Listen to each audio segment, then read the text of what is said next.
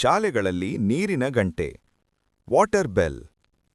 ಮಕ್ಕಳಿಗೆ ನೀರು ಕುಡಿಯುವಂತೆ ಜ್ಞಾಪಿಸಲು ಶಾಲೆಗಳಲ್ಲಿ ನೀರಿನ ಗಂಟೆ ಅಥವಾ ವಾಟರ್ ಬೆಲ್ ಬಾರಿಸುವುದನ್ನು ಕಡ್ಡಾಯಗೊಳಿಸಿ ಶಾಲಾ ಶಿಕ್ಷಣ ಇಲಾಖೆಯ ಪಿಎಂ ಪೋಷಣ್ ಶಕ್ತಿ ನಿರ್ಮಾಣ್ ನಿರ್ದೇಶಕರು ಸುತ್ತೋಲೆ ಹೊರಡಿಸಿದ್ದಾರೆ. ಆರೋಗ್ಯ ಬೆಳವಣಿಗೆ ದೃಷ್ಟಿಯಿಂದ ಮಕ್ಕಳು ನಿತ್ಯವೂ ನಿಗದಿತ ಪ್ರಮಾಣದಲ್ಲಿ ನೀರು ಕುಡಿಯಬೇಕು. ಆದರೆ ಮಕ್ಕಳಿಗೆ ಈ ಕುರಿತು ಸೂಕ್ತ ಅರಿವು ಇರುವುದಿಲ್ಲ. ಅದಕ್ಕಾಗಿ ಶಾಲಾವಧಿಯಲ್ಲಿ ಮಕ್ಕಳು ನಿಯಮಿತವಾಗಿ ನೀರು ಕುಡಿಯುವುದನ್ನು ನೆನಪಿಸಬೇಕಾದುದು ಶಿಕ್ಷಕರು ಮತ್ತು ಸಿಬ್ಬಂದಿಯ ಜವಾಬ್ದಾರಿಯೂ ಆಗಿದೆ. ಮಕ್ಕಳಿಗೆ ಶುದ್ಧ ಕುಡಿಯುವ ನೀರು ನೀಡಬೇಕು. ನೀರಿನಿಂದ ಹರಡಬಹುದಾದ ಕಾಯಿಲೆಗಳಿಗೆ ತುತ್ತಾಗದಂತೆ ಎಚ್ಚರ ವಹಿಸಬೇಕು. ಮಧ್ಯಾಹ್ನದ ಬಿಸಿ ಊಟ, ಆಟದ ಸಮಯದಲ್ಲಿ ನೀರು ಲಭ್ಯವಿರುವಂತೆ ನೋಡಿಕೊಳ್ಳಬೇಕು.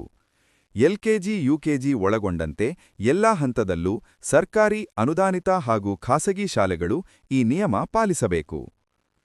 ನಿಮಲಿದು ತಿಳಿದಿರಲಿ. ಶಾಲೆಗಳಲ್ಲಿ ವಾಟರ್ ಬೆಲ್ ಅನ್ನು ಮೊದಲು ಜಾರಿಗೆ ತಂದ ರಾಜ್ಯ ಕೇರಳ. ಪ್ರಧಾನಮಂತ್ರಿ ಪೋಷಣ್ ಯೋಜನೆ.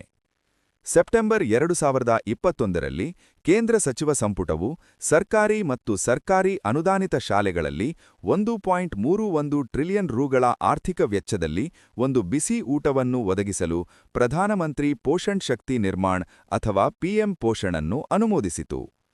ಈ ಯೋಜನೆಯು ಶಾಲೆಗಳಲ್ಲಿ ಮಧ್ಯಾಹ್ನದ ಊಟಕ್ಕಾಗಿ ರಾಷ್ಟ್ರೀಯ ಕಾರ್ಯಕ್ರಮ ಅಥವಾ ಮಧ್ಯಾಹ್ನದ ಊಟ ಯೋಜನೆಯನ್ನು ಬದಲಾಯಿಸಿತು.